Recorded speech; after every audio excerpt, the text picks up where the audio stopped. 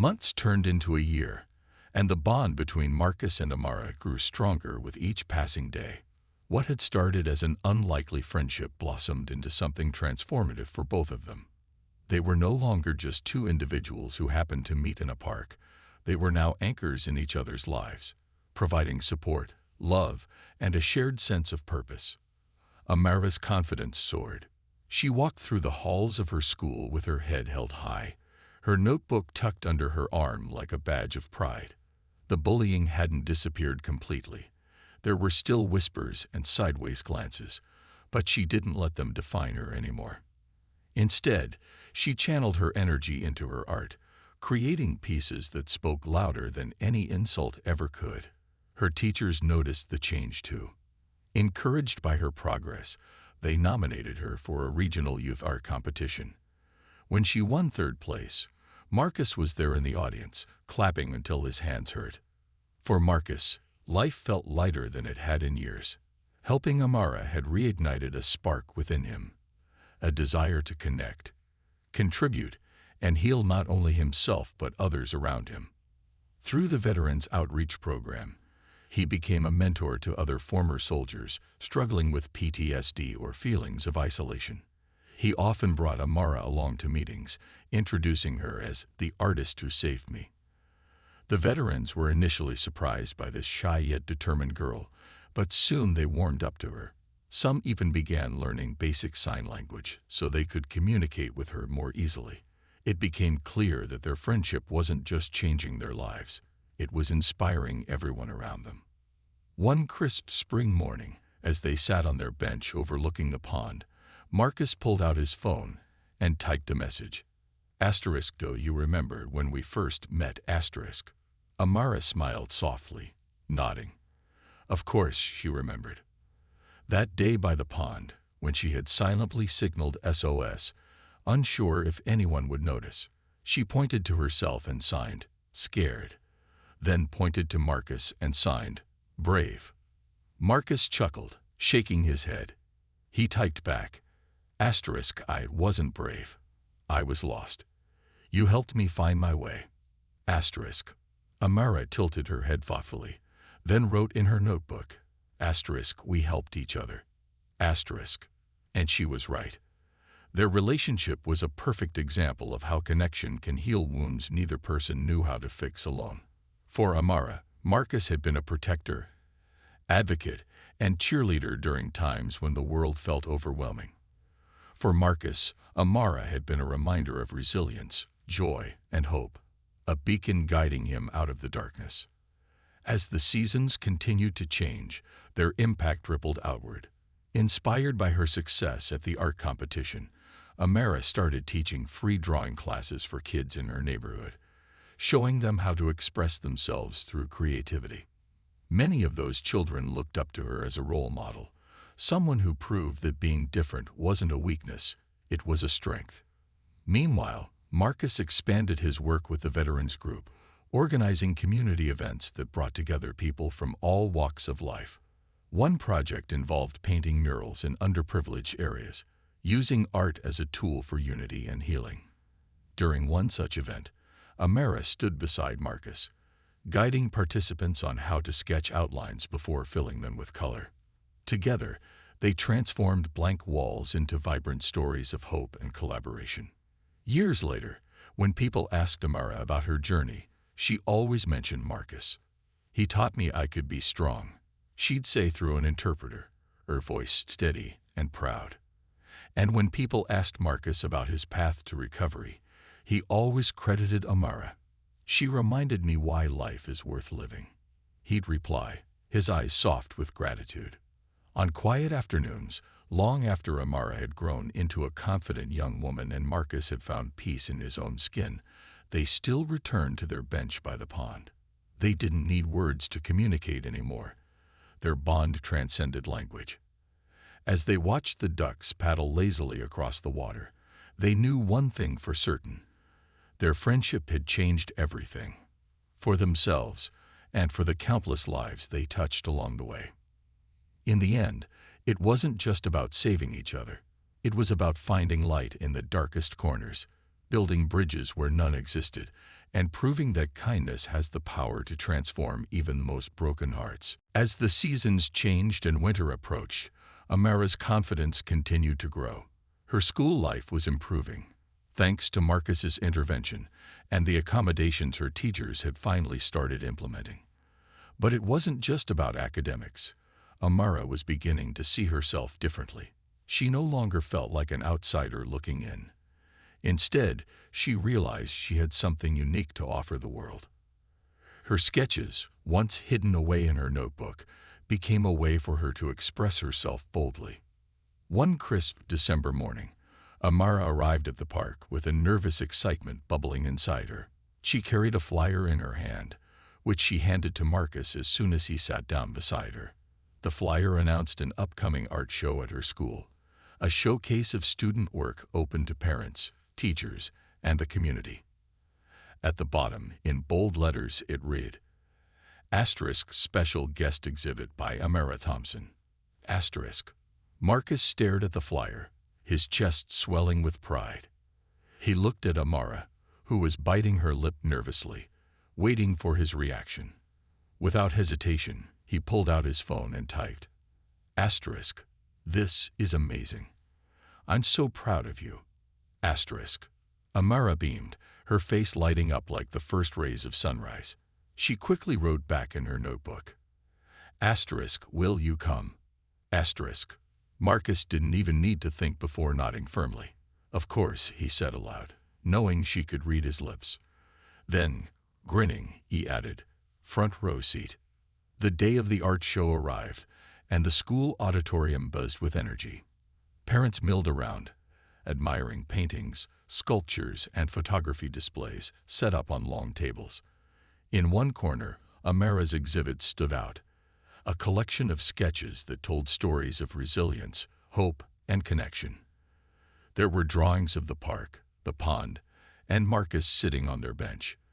But the centerpiece was a portrait titled * My Hero. *. It depicted Marcus standing tall, his hands resting gently on Amara's shoulders, a look of quiet determination on his face. When Marcus saw the portrait, he froze, his breath catching in his throat. He turned to Amara, who watched him anxiously, unsure how he'd react. For a moment, neither of them spoke or needed to. Marcus stepped closer to the drawing, studying every detail. Finally, he signed the only word he knew well enough to convey what he felt. "Thank you." Tears welled up in Amara's eyes, but they were happy tears. The room seemed to fade away as she hugged him tightly, overwhelmed by gratitude. Around them, people clapped and murmured appreciatively, moved not only by her artwork, but also by the story behind it. While the art show marked a turning point for Amara, Marcus faced challenges of his own. Word had spread among some of his veteran friends about how much time he spent helping a young girl in the park. A few criticized him, saying he should focus on real issues affecting veterans rather than getting involved with a child's problems. One former comrade even remarked sarcastically, "Since when did babysitting become part of your mission?" At first, Marcus felt defensive. He wanted to argue that Amara wasn't just anyone, that she mattered deeply to him. But then he realized he didn't owe them an explanation. Helping Amara wasn't detracting from his journey, it was enhancing it. Through her courage, he'd rediscovered his own strength. So instead of responding angrily, he simply shrugged and said, "Maybe saving someone else is the best way to save yourself." Inspired by this realization, Marcus decided to take another step forward. He joined a local veterans outreach program aimed at connecting former service members with their communities. During meetings, he shared his story, how meeting Amara had pulled him out of isolation and given him purpose again. His words resonated with others who had been struggling silently, ashamed to admit they needed help too. Through these efforts, Marcus began building bridges, not just between himself and Amara, but between veterans and civilians, between those who felt invisible and those willing to listen. Together, they created ripples of change that extended far beyond the park bench where it all began. By the end of the year, both Amara and Marcus had transformed in ways neither could have imagined. For Amara, The world no longer felt like a place where she had to shrink herself to fit in. And for Marcus, helping her had taught him that healing wasn't something you did alone. It was something you found through connection, compassion, and courage. As the weeks turned into months, Marcus and Amara's friendship deepened in ways neither of them could have predicted.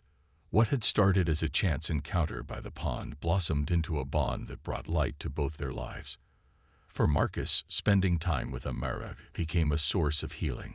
Her quiet strength reminded him of his own resilience, while her laughter, a sound he hadn't realized he'd missed until now, helped chase away some of the shadows that lingered in his mind. Amara, too, found comfort in their connection. She no longer felt invisible or alone. Marcus wasn't just a protector. He was a mentor, someone who believed in her when others doubted her. Together, they created routines that became cherished rituals. Every morning, Marcus would arrive at the park around the same time, carrying a thermos of hot tea for himself and a small snack for Amara. They'd sit on their bench, watching the ducks glide across the pond or sketching scenes from nature side by side. On weekends, they ventured beyond the park, exploring nearby trails or visiting art exhibits where Amara's eyes sparkled with inspiration. One Saturday afternoon, as they strolled through a local gallery, Amara stopped in front of a vibrant painting of a sunset over water. The colors seemed alive, pulsing with energy. Without hesitation, she grabbed Marcus's hand and pointed excitedly at the artwork. When he smiled and gave her a thumbs up, she pulled out her notebook and wrote, "I want to make something like this someday." Marcus nodded and typed into his phone, "You will. I know it." Then, after a pause, he added, "and I'll be there to see it." That promise stayed with Amara long after they left the gallery. It gave her courage to dream bigger, knowing she had someone cheering her on every step of the way. Meanwhile, Marcus began noticing changes within himself. The nightmares that once haunted his sleep became less frequent, and the anxiety attacks that used to strike without warning grew easier to manage. Spending time with Amara forced him to focus on the present moment instead of dwelling on the past. He also started attending therapy sessions again, something he hadn't done since leaving the army. During one session, his counselor asked what had inspired him to return. Marcus thought for a moment before answering. "There's this girl. She reminds me why life is worth fighting for." Back at school, things slowly improved for Amara thanks to the changes implemented after the parent-teacher meeting. Her teachers made an effort to include her more, providing written materials and checking in regularly to ensure she understood the lessons. Some classmates even began reaching out, curious about her sketches or eager to learn basic signs like hello and thank you. Though not everyone warmed up to her immediately, the shift in atmosphere was noticeable and encouraging. But challenges still arose. One day, during recess, a boy in Amara's class accidentally knocked over her art supplies, scattering pencils and erasers across the ground. Instead of apologizing, he laughed nervously and muttered, "Why do you even need all this stuff?" Hurt but unwilling to let him see her cry, Amara bent down to pick up her things. Before she could finish, however, Marcus appeared. He had been waiting outside the school gates when he noticed the commotion. Crouching beside Amara, Marcus helped gather her belongings before standing up to face the boy. His voice was calm but firm as he said, "Apologize to her." "Now." The boy stammered an apology, clearly intimidated by Marcus's presence. Once he was gone, Marcus knelt beside Amara and signed clumsily, "Are you okay?" Amara nodded, smiling faintly despite the situation. Having Marcus there made all the difference. It reminded her that she wasn't alone, no matter what happened. Through these moments, both good and bad, their friendship continued to grow stronger. For Amara, Marcus represented safety and support, qualities she carried with her wherever she went. And for Marcus, helping Amara reignited a sense of purpose he hadn't felt in years. Together, they proved that kindness can bridge even the widest gaps, turning two lonely souls into a team capable of facing anything life threw their way. A few weeks after their initial meeting, Amara began opening up to Marcus about the challenges she faced beyond the park. One sunny afternoon, as they sat together on their usual bench, she pulled out her notebook and wrote something that made Marcus's brow furrow with concern. The note read, "School is hard. Teachers don't think I can do things because I'm deaf." Marcus leaned forward, his elbows resting on his knees, and typed into his phone. What do you mean? Amara hesitated for a moment, then explained in short sentences how some of her teachers treated her differently. They often skipped over her when asking questions in class or assumed she wouldn't understand the lessons. Sometimes they spoke too fast or turned away while talking, making it impossible for her to read their lips. Other students didn't help either. They ignored her during group projects or whispered jokes behind her back. As Marcus read her words, he felt anger bubbling inside him, not at Amara, but at the unfairness of it all. He had seen prejudice before, both as a child and during his time in the military. But this was different. This wasn't just teasing or exclusion. It was systemic neglect. Amara wasn't being given the tools she needed to succeed, and no one seemed to care enough to fix it. Without hesitation, Marcus typed back, "We need to talk to someone about this. You deserve better." Amara looked unsure, shaking her head slightly. She had tried telling people before, but nothing ever changed. Why would this time be any different? Marcus placed a reassuring hand on her shoulder and said aloud, knowing she could read his lips if she watched closely, "Trust me. I'll help." His voice was firm yet gentle, and Amara nodded slowly, trusting him despite her doubts. The next day, Marcus accompanied Amara to a parent-teacher meeting at her school. Her mother had been hesitant at first, unsure why a stranger would want to get involved. But when Marcus explained how much Amara meant to him and how unfair her situation was, she agreed to let him join them. Dressed in his cleanest shirt and armed with notes he prepared the night before, Marcus walked into the conference room feeling nervous but determined. At first, the teachers were polite but dismissive, brushing off concerns about Amara's experience as minor misunderstandings. One teacher even suggested that Amara might benefit from repeating a grade since she struggled to keep up.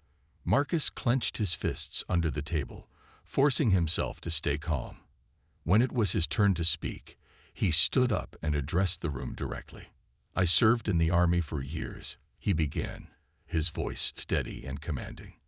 "And one thing I learned is that everyone deserves a fair chance. Right now, Amara isn't getting that. She's smart, talented, and capable, but she's being held back because of assumptions you're making about her abilities. That's not okay." The room fell silent. No one expected such a passionate defense from this quiet man who had walked in alongside Amara's family. Marcus went on to explain specific accommodations that could help, things like providing written instructions for assignments, ensuring interpreters were available during important discussions, and encouraging classmates to include her more actively. He emphasized that these changes weren't favors. They were necessities for creating an inclusive environment where every student could thrive. By the end of the meeting, the principal promised to review Amara's case and implement some of the suggestions Marcus had proposed. Though it wasn't a complete victory, it was progress. And for Amara, that made all the difference. On their way home, Amara hugged Marcus tightly, her eyes shining with gratitude. For the first time in months, she felt seen and supported.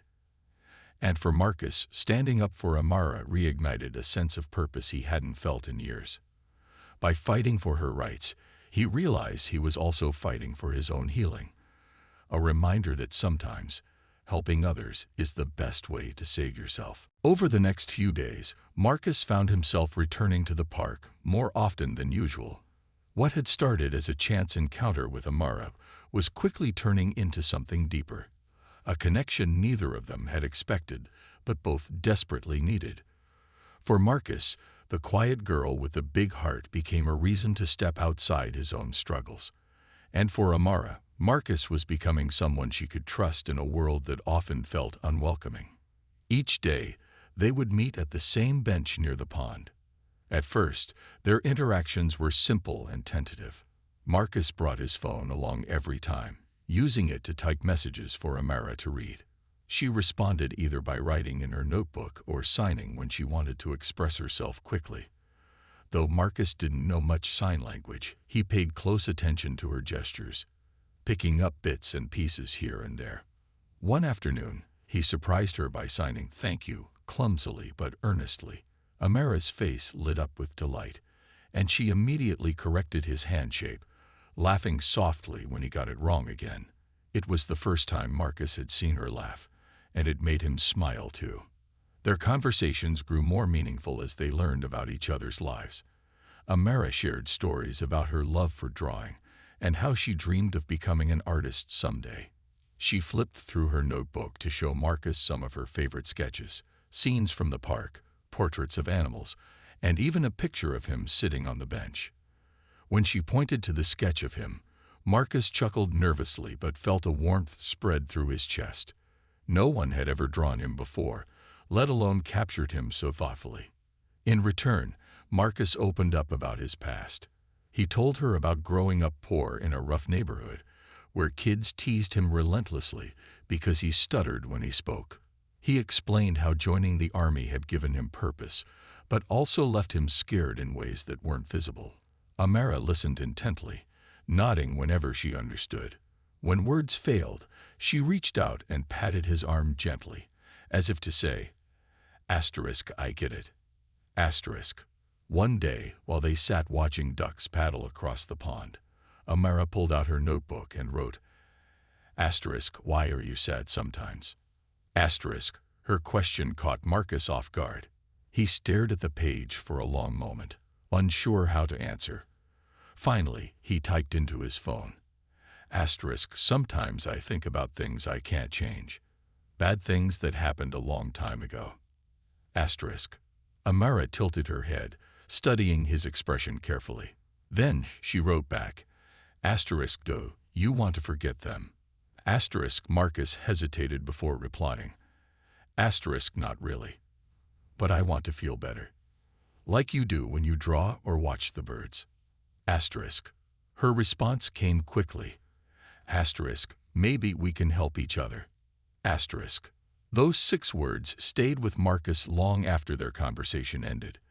They lingered in his mind as he walked home that evening, replaying over and over like a song he couldn't shake. Could helping Amara somehow heal him too? The idea seemed impossible at first, yet the more he thought about it, the more it made sense. By protecting her, supporting her, and learning from her resilience, Marcus realized he might finally find a way to confront his own pain. The bond between them continued to grow stronger with each passing day. Amara taught Marcus how to recognize different bird calls based on their movements. Even though he couldn't hear them, he learned to identify robins by their quick hops and herons by their slow, deliberate steps. In turn, Marcus introduced her to basic survival skills he'd learned in the army, like how to tie knots or start a fire safely, though they never actually lit one in the park. These lessons became moments of joy and discovery, filling gaps in their lives neither of them knew existed. Through it all, their friendship blossomed, not just as a relationship between protector and protected, but as 2 souls finding solace in each other's company. For Amara, Marcus represented strength and kindness, qualities she admired deeply. And for Marcus, Amara embodied courage and hope, reminding him that even in silence, there is beauty worth fighting for. With a renewed sense of determination, Marcus stood up from the bench and motioned for Amara to follow him. At first, she hesitated, her eyes darting between him and the group of kids across the pond. Was it safe to trust this stranger? But there was something steady and reassuring in Marcus's demeanor, his calm movements, his focused gaze, that made her feel like he truly meant what he had promised. Slowly, she slipped her notebook into her bag and rose to her feet, standing close behind him as they began walking toward the group. The closer they got, the more Marcus noticed details about the kids. They were older than Amara, probably teenagers, with loud voices and careless laughter. One boy flicked pebbles into the pond, while another mimicked exaggerated sign language gestures, clearly mocking someone without understanding the harm they were causing. Their behavior reminded Marcus of his own childhood bullies, the ones who had taunted him relentlessly until he learned to fight back. Only now, instead of anger boiling inside him, he felt a quiet resolve. This wasn't about revenge. It was about protecting someone who couldn't protect herself. When they were within earshot, Marcus stopped and cleared his throat loudly. The sound startled the group, and their laughter died down as they turned to look at him. For a moment, no one said anything. Marcus towered over them, his broad shoulders and serious expression commanding attention. His military bearing gave him an air of authority that even unruly teenagers couldn't ignore. One of the boys finally broke the silence, smirking as he asked, "What's your problem?" His tone was defiant, but Marcus didn't flinch. Instead, he took a step forward, his voice firm and steady as he replied, "You don't treat people like that. Ever." The confidence in his words caught the boys off guard. They exchanged uneasy glances, shifting uncomfortably under his piercing gaze. Another kid muttered something under his breath, but Marcus cut him off before he could finish. "If I see you bothering her again," he said, pointing subtly toward Amara, who stood quietly behind him, "you'll have to answer to me." His message was clear, and the group quickly scattered, muttering excuses as they walked away. Amara watched them go, her heart racing. She hadn't expected anyone to stand up for her. Not here, not today. When the last of the kids disappeared around a bend in the path, she looked up at Marcus, her eyes wide with gratitude. Marcus knelt down slightly so he could meet her gaze directly. He pulled out his phone again and typed a quick message. Asterisk, "Are you okay now?" Asterisk, Amara nodded, though her hands trembled slightly as she clutched the strap of her bag. Then, surprising both of them, she reached out and tapped his arm lightly to get his attention. When he looked at her, she signed 2 simple words, "Thank you." Though Marcus didn't understand sign language well, he recognized the gesture and smiled softly. He pulled out his phone once more and typed, Asterisk, "You are welcome. No one should make fun of you for being different." Asterisk, Amara read the message and smiled back, her earlier fear replaced by a spark of hope. For Marcus, this small act of kindness reignited something inside him, a desire to connect, to help others the way someone had once helped him during his darkest days. And for Amara, meeting Marcus felt like finding a lifeline in a stormy sea. Together, they started walking back to the bench by the pond, each step bringing them closer to a friendship neither of them had anticipated, but one that would change their lives forever. Marcus hesitated for just a moment before taking the step toward Amara. He wasn't sure how to approach her. How could he bridge the gap between them when they didn't share a common language? But something about the way she sat there, small and vulnerable, tugged at his heartstrings. He couldn't turn away now. As he drew closer, Amara finally noticed him. Her head snapped up, and her wide eyes met his. For a second, she looked startled, almost like a deer caught in headlights. Marcus stopped moving and held up his hands gently, palms facing outward, as if to show he meant no harm. Then he pointed to himself with one finger, mouthing the word "me" silently, hoping she'd understand. When she nodded slightly, he pointed back at her, mimicking her earlier hand movements, the ones that looked like an SOS signal. Amara's expression softened, though her hands remained clenched tightly together. Slowly, she lifted them again and repeated the same gesture. SOS. This time, Marcus understood without a doubt. It wasn't random or playful. It was real. Whatever pain or fear she was feeling, it was deep enough to make her reach out, even in silence. But how could they communicate? Marcus didn't know sign language, and Amara couldn't hear him if he spoke. Thinking quickly, he pulled out his phone from his pocket and opened the Notes app. His fingers hovered over the screen for a moment before typing out 3 simple words. Asterisk, "Are you okay?" Asterisk, he showed the screen to Amara, holding it steady so she could read it. Amara stared at the message for a few seconds, her lips pressing into a thin line. Then she reached for her notebook and flipped to a blank page. With quick, determined strokes, she wrote something down and held it up for Marcus to see. The words were shaky but clear. Asterisk. They were making fun of me. Asterisk. Marcus felt a knot tighten in his chest. He glanced across the pond, where the group of kids had moved farther away, still laughing among themselves. They hadn't noticed him watching them, but their cruelty lingered in the air like smoke. Turning back to Amara, he typed another message on his phone. Asterisk. I'm sorry that happened. Asterisk. Amara blinked rapidly, her dark eyes glistening with unshed tears. She hesitated for a moment, then scribbled another note in her book. Asterisk. Why do people hate us? Asterisk. The question hit Marcus like a punch to the gut. He didn't have an easy answer, and the weight of her words made his throat tighten. Memories flooded back. Memories of being bullied as a child, teased for being poor, for stuttering when he tried to speak. Back then, he'd felt powerless, invisible, just like Amara seemed to feel now. And yet, here he was, years later, still carrying those wounds inside him. He took a deep breath and typed carefully into his phone. Asterisk. Not everyone hates you. I don't hate you, and I'll make sure those kids leave you alone. Asterisk. As soon as he showed her the message, Amara's face softened. A tiny smile tugged at the corners of her mouth, and she gave a slight nod, as if trusting him despite everything. For the first time since arriving at the park, Marcus felt a flicker of purpose.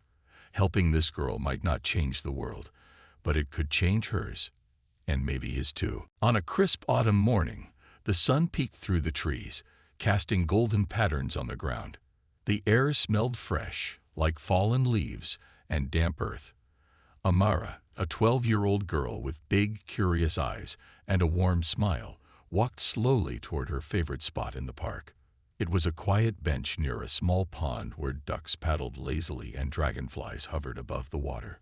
This place felt special to her because it was peaceful, something she didn't always find in the noisy world around her. Amara was deaf. She couldn't hear the birds chirping or the rustling of leaves underfoot, but that didn't bother her. In fact, she loved the silence. It gave her room to think, dream, and create. Every day, she carried a notebook with her, filling its pages with sketches of the things she saw, the ripples in the pond, the way sunlight danced on the water, or even strangers passing by. Sometimes, she wrote little stories about what she imagined those people were thinking or doing. Today, however, something felt different. As Amara reached the bench, she noticed a man sitting not too far away. He looked older, maybe in his late 30s or early 40s, with short-cropped hair and tired eyes. His hands rested on his knees, and he stared at the pond as if lost in thought. There was something heavy about him, as though he carried invisible weights on his shoulders. Amara wondered who he was and why he seemed so alone. She sat down quietly, careful not to disturb him, and opened her notebook. Her pencil moved across the page as she began sketching the scene before her, the pond, the ducks, and the man. But halfway through her drawing, her attention shifted. Across the pond, a group of kids stood laughing loudly. They were pointing at her and making exaggerated hand gestures, pretending to sign like they'd seen someone do it once. Their movements were clumsy and mocking, clearly meant to make fun of her. Amara's heart sank. She tried to ignore them, focusing harder on her notebook. But their laughter echoed in her mind, louder than any sound could ever be. Tears pricked her eyes, but she blinked them back. She refused to let them see her cry. Instead, she clenched her fists tightly and raised her hands, forming the letters SOS in sign language, a silent call for help. No one noticed, or so she thought. The man sitting nearby glanced over just as Amara made the signal. His brow furrowed, and he leaned forward slightly, watching her closely. He had seen that gesture before during his time in the military. It wasn't something you used lightly. It meant trouble, danger, or desperation. For a moment, he hesitated, unsure if this was real or just a coincidence. But then he saw the look on Amara's face. Her head was bowed slightly, her shoulders tense, and there was a sadness in her expression that tugged at his heart. This man was Marcus, a retired Army veteran who came to the park every day to escape his own struggles. Loud noises made him uneasy, crowds overwhelmed him, and memories of war haunted his dreams. Yet here he was, witnessing a young girl silently asking for help. Something inside him stirred, a mix of duty and compassion. Maybe it was the soldier in him, trained to respond to distress signals, or maybe it was simply the human part of him, longing to connect after years of isolation. Marcus took a deep breath and stood up. He didn't know what he would say or how, but he knew he couldn't just sit there and do nothing. Whatever was happening, Amara needed someone, and for the first time in a long while, Marcus felt like he might actually be able to help.